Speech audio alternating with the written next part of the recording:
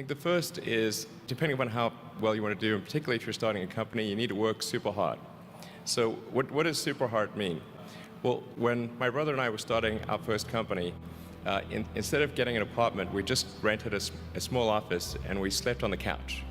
And we showered at the YMCA, and we had just one computer. So the website was up during the day, and I was coding at night. 7 days a week, all the time.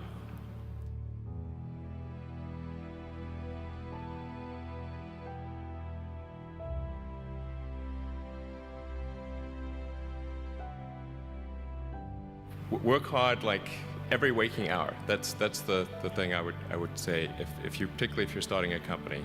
And I mean, if you do simple math, say like, okay, if somebody else is working 50 hours and you're working 100, you'll get twice as much done in the course of a year as the other company.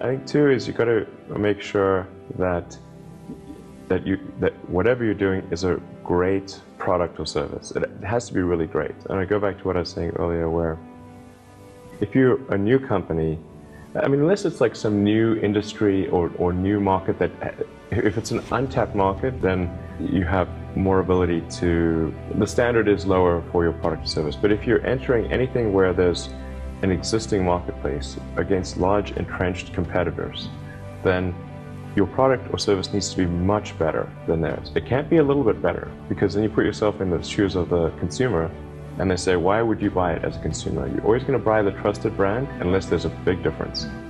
So a lot of times entrepreneur will come up with something which is only slightly better. And it can't just be slightly better. It's got to be a lot better.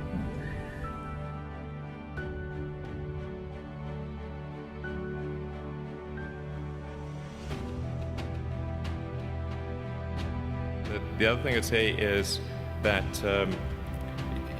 if you're creating a company or if you're joining a company, the most important thing is to attract great people. So either join a group that's amazing, that you really respect, or if you're building a company, you've got to gather great people. I mean, all a company is a group of people that have gathered together to create a product or service.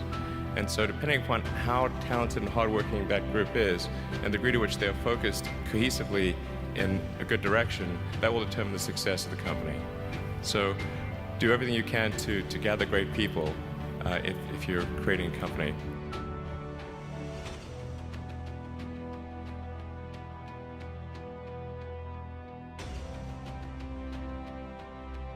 Then I'd say focus on signal over noise.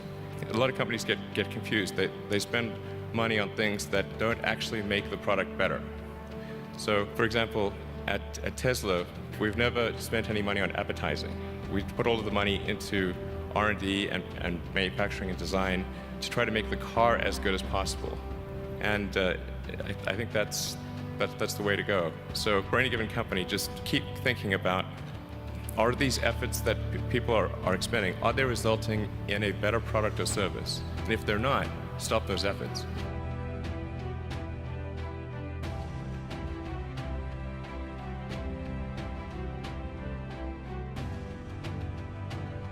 And then I think the final thing I would encourage you to do is, now is the time to take risk. You don't have, you don't have kids, but as you get older, your obligations increase.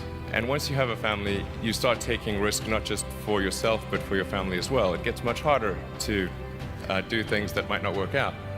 So now is the time to do that, before you have those obligations. So I would encourage you to take risks now. Do something bold.